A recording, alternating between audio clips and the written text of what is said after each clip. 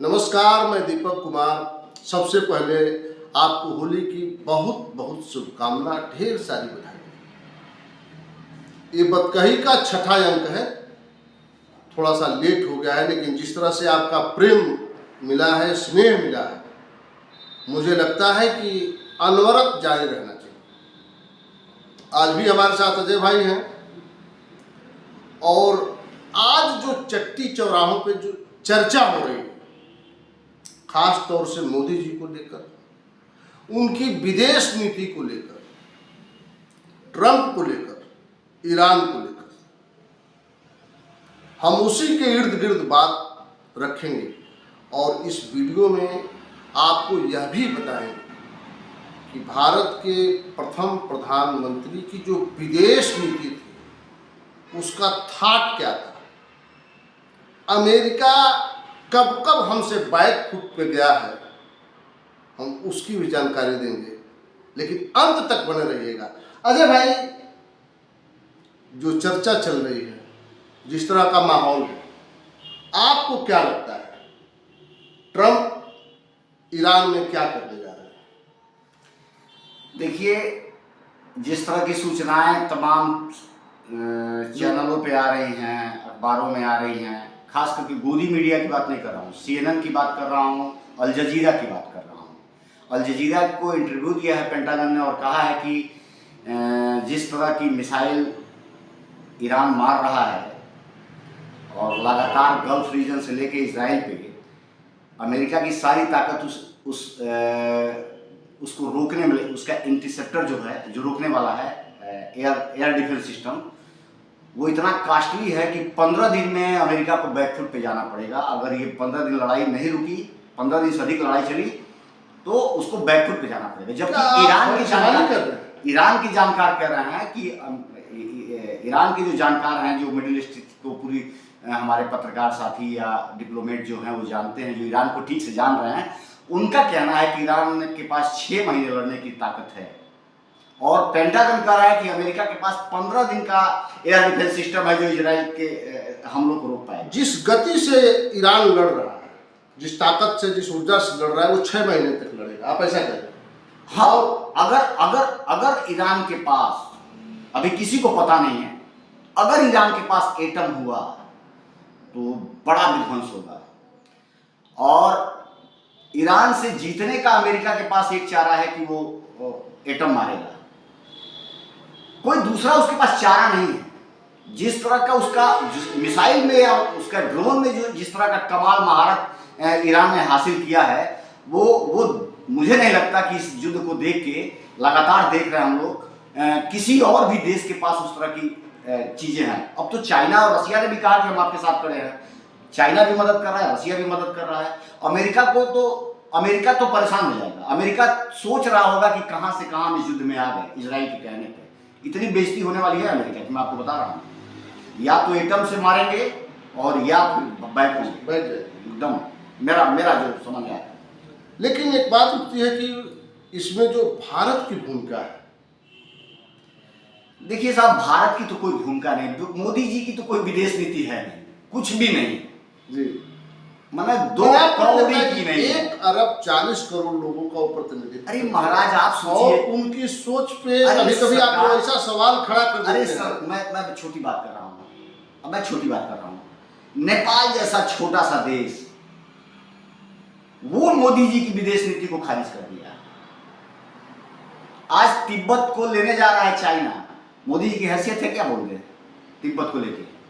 Myanmar उसका है, कोई बोल नहीं पाएगा। अच्छा, मोदी जी के बारे में, विदेश नीति के बारे में एक लाइन मैं बता दूं आपको कि मैं अटल उनसे शुरू करता हूं, नेहरू जी से शुरू करता हूं। अमेरिका गए, वियतनाम युद्ध लड़ रहा था अमेरिका, 20 साल चला है साहब वो वियतनाम युद्ध। दुनिया के इतिहास का सबसे लंबा युद्ध चला है और अमेरिका को भागना पड़ा। अफगानिस्तान से अमेरिका को भागना पड़ा। देखे कैसे कैसे ठूस ठूस के प्लेन में गए हैं लोग। वो हाल इधर से भी होगा। वियतनाम के युद्ध में वो गए थे, उस युद्ध चल रहा था और नेहरू जी गए थे अमेरिका, और नेहरू जी से सवाल पूछा गया कि कैसे देखते हैं आप इस युद्ध को? तो उन्होंने कहा कि मैं दुनिया की किसी भी साम्राज्यवादी ताकत का विरोध करता हूँ। मैं गुट निरपेक्ष का नेता हूँ। मैं किसी पर किसी का कब्जा करने को जायज़ नहीं मानता हूँ। आप उससे नीचे आइए। इंदिरा गांधी ने परीक्षण किया, उसके बाद से तमाम उनसे रस्सा कसी, बांग्लादेश का विभाजन और अमेरिका चलता रहा, झुकी नहीं। अटल बिहारी वाजपेयी जो इनके हैं, इनके पूर्वज हैं, जो इनकी विचारधारा से मेल खाते हैं, अटल जी ने परमाणु परीक्षण किया और तमाम प्रतिबंध झेले, लेकिन अमेरिका के सामने सरेंडर नहीं हुए। जिसको मनमोहन सिंह को जिस कहा ही हो कि मौन मोहन है ये, और बाथरूम में रेनकोट पहन के नहाते हैं, वो उस आदमी सरदार की ताकत देखिए साहब, कि अमेरिका का राष्ट्रपति बगल में बैठा था और प्रेस कॉन्फ्रेंस हो रहा था, पत्रकार ने सवाल किया कि इराक का जो युद्ध चला था, जिसमें सद्दाम हुसैन वाला मामला था, कि इराक के युद्ध को आप किस तरह देखते हैं, तो उसने कहा कि ब्लंडर है अमेरिका का। अच्छा, ईरान में मिला कुछ नहीं, जो अमेरिका का दावा था वो ऐसा कहीं कुछ मिला नहीं। देखिए सारा खेल तो तेल का है। अब उन्होंने इस तरह डरा डरा के पूरे गल्फ रीजन को अपने कब्जा में ले लिया। अब ईरान बचा हुआ है। ईरान पे अब कहा जा रहा है कि इनके पास भी एटॉमिक बम है और तमाम चीजें हैं इनके पास। यह एक बहाना है, इनके पास, लेकिन निशाना तेल का। इसके पहले भी 6-7 महीना पहले अमेरिका ने एक बम गिराया था। तो जो भी इनके मित्र राष्ट्र हैं, सबने कहा कि भाई ये ठीक नहीं। गल्फ के रीजन के लोगों ने कहा, सऊदी से लेकर सारे लोगों ने कहा कि देखिए ये ठीक बात नहीं है, आप बार बार झूठ बोलते हैं। सद्दाम के पास भी कुछ नहीं मिला, गद्दाफी के पास भी कुछ नहीं मिला, वेनेजुएला वाले को उठा के लेके चले गए, ये अच्छी बात नहीं है साहब। तो बैक होना पड़ा, क्योंकि जनमत इनके साथ नहीं था। फिर एपस्टीन की फाइल आई और कहा भैया तुम्हारा भी नाम है, तुम्हारा भी नाम है, दुनिया के सारे बड़े नेताओं का नाम है। अब कहा, इजराइल ने कहा आप तो मार सकते हो ना, अब तो कोई बोलेगा नहीं। तो ये लड़ाई हो रही है। मोदी जी युद्ध के 2 दिन पहले वहां गए थे और आते ही युद्ध शुरू हो गया। वो इराक जिसने यूएन में अकेले सारे मुस्लिम कंट्री के ईरान ने पूरे गल्फ के रीजन के मुस्लिम कम्युनिटी के विरोध में जाके भारत का यूएन में सपोर्ट किया। और दिनेश सिंह जी गए थे, स्पेशल पैर टूटा हुआ था और वो गए थे ईरान के उससे मिलने के लिए, विदेश मंत्री से मिलने, और कहे हमारा पक्ष कमजोर है। तो उसने कहा आप यहाँ तक आ गए हैं तो ईरान आपके पक्ष में खड़ा होगा। उसमें मोदी जी कहाँ खड़े? रसिया के साथ आपने संबंध खराब करे, आपको चाबहार पोर्ट दिया, ईरान ने चाबहार पोर्ट दिया कि आप गल्फ से तेल सारा काम करिए। रसिया से आपको सस्ता तेल मिल रहा था, आप डरे हुए हैं फाइल खुलने के डर से। और मोदी जी की वीडियोस देखी तो कुछ भी नहीं। अब देखिए कल क्या उसने क्या किया ईरान में, फारस की खाड़ी जो है जहां से तेल आता जाता हम लोग का, ये बड़ा महत्वपूर्ण आप बता रहे हैं कि फारस की खाड़ी का उसमें रोक लगा दिया और केवल चाइना और रसिया के बाद कोई जाएगा मार देगा बम, कहा किसी को घुसने नहीं देंगे। तो अब भारत का भविष्य क्या? भारत का भविष्य देखिए, अगर युद्ध चला तो इनके पास 45 दिन का, जो एक्सपर्ट बता रहे हैं कि 45 दिन का इनके पास तेल है और क्या कहते हैं कि गैस है। उसके बाद तो कहर बरपेगा, अमेरिका बेचेगा दबा के पैसा लेके एकदम, यानी तबाही।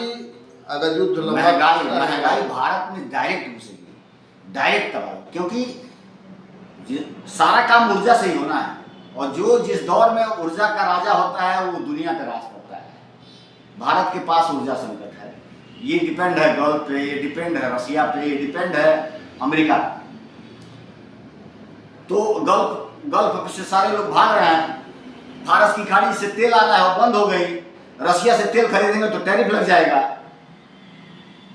अब तो परेशान है मोदी जी। मोदी जी तो समझ नहीं पा रहे कि इस्तीफा दे तो कैसे दें।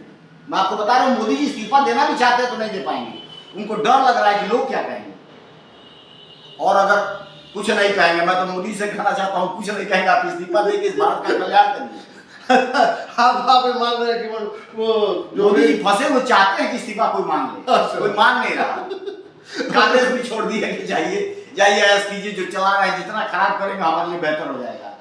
मोदी जी परेशान है, ऐसा कर रहे हैं कि मोदी जी इस्तीफा दे भाई साहब कल्याण कर दे। ये मजाक में हम कह रहे हैं, ये हम बात मजाक में कर रहे हैं, लेकिन नहीं विश्वास नहीं है। लेकिन मैं जो जिस तरह की स्थिति हम लोग देख रहे हैं, सुन रहे हैं, समझ रहे हैं, मुझे लगता है मोदी जी परेशान है कि कैसे इस्तीफा दें। कुछ अगर हो जाता, नीतीश सरकार गिरा लेते तो मैं बच जाता। ये स्थिति बनी हुई है। आपको जवाब देना है ना साहब 140 करोड़ की जनता को। बिल्कुल देना, हाँ? एकदम देना। आप किस बात के राजा हैं? ध्रुव राठी का एक इंटरव्यू आया था, उसने कहा कि अगर एक गधा को भी बैठा दिया जाता उस कुर्सी पे तो कम से कम देश का भला इसलिए करता कि कुछ नहीं करता। अगर वो कुछ नहीं भी करता तो देश का भला हो जाता। मोदी जी जो भी कर रहे हैं वो गलत कर रहे हैं, इनको समझ ही नहीं आ रहा। ये तो खुदे कहते हैं ना कि हम पढ़े लिखे नहीं है, तो इनको कई बयान। हाँ, लेकिन अच्छा डिप्लोमेसी क्या जानेंगे, ये नीति क्या जानेंगे? ये तोड़ फोड़ करके और सरकार बनाने का मादा रखते हैं। लोगों को बरगलाने के लिए इनके पास जो तरीका है, बात है, शैली है, उससे लोग प्रभावित हो जाते हैं। हिंदू हिंदर सम्राट बन के और मजा काट रहे हैं। आप मान रहे हैं कि इस युद्ध का नुकसान भारत पे भी है? देखिए, अब तो ग्लोबल रूप से पूरी दुनिया एक थाली में आ गई है। अमेरिका में भी कुछ होगा तो भारत का फायदा नुकसान होगा, चीन में भी होगा तो फायदा नुकसान होगा। वो तो एक दूसरे से जुड़े हुए हैं। लेकिन ये रीजन जो है जहां से हमारा 55-60% तेल का कारोबार, ऊर्जा का कारोबार होता है, ये सीधा सीधा प्रभावित हो रहा है। अब मान लीजिए वहाँ तेल कंपनियों के ऊपर बम गिर रहा है, अमेरिका दूतावास पे गिर रहा है, और क्या कहते हैं अमेज़न के ऑफिस पे गिरा, तो वो सब छोड़ के भाग गए। कौन काम करेगा भाई? मजदूर क्यों काम करेगा? वहाँ मरने के लिए काम करेगा। तो रिफाइन होगा नहीं तो आएगा कैसे? जी जी। तो आएगा नहीं तो संकट बढ़ेगा। जी, संकट बढ़ेगा तो आपकी उद्योग बंद होंगे, आपकी व्यवस्था बंद होगी, गाड़ी बंद होगी, ट्रेन बंद होगी। अभी आप सोलर में इतना ज्यादा हार्ड पहुंच नहीं पाए कि आप सर्वाइव कर पाएंगे, तो नुकसान तो होना ही होना है। आप देखिए शेयर बाजार अभी कैसे, पूरी दुनिया का शेयर बाजार देखिए पागल हो गया है, बौखला के गिर रहा है। आज तो अब तो ट्रंप ने इटली से कहा है भैया मध्यस्थता करो, जल्दी युद्ध रुकवाओ। आज तो बयान है उसका कि इटली ने कहा है कि ट्रंप ने कहा है कि युद्ध रुकवाओ नहीं तो दिक्कत हो जाएगी, और वो कह रहा हम नहीं रुकेंगे। तो ये मान लिया जाए कि इसका नुकसान है। जी एकदम एकदम। तो इस अंक में फिलहाल इतना ही, और होली की पुनः आपको शुभकामना, बधाई। और आप अपना प्यार देते रहिए। जो भी टूटी फूटी भाषा में समझ के आधार पर हम लोग चर्चा पर चर्चा करते हैं, ताकि आप लोग भी सुने हम लोगों को, और ताकि सारे लोग समाचार सुनते हैं, टीवी देखते हैं, इसमें कोई बुरी बात नहीं है। हम वैसी कोई बात नहीं कहते हैं जो आप नहीं जानते हैं। ये जनता का मनोभाव है, जनता चौराहों पे चर्चा कर रही है, तो हम उसी को ला के कह देते हैं। आपकी बात हम लोग आपस में बैठ के उस पर चर्चा करते हैं, आपके सामने पहुँचते हैं। धन्यवाद। पुनः बहुत बहुत बधाई, बहुत शुभकामना। फिर मिलते हैं किसी अंक को।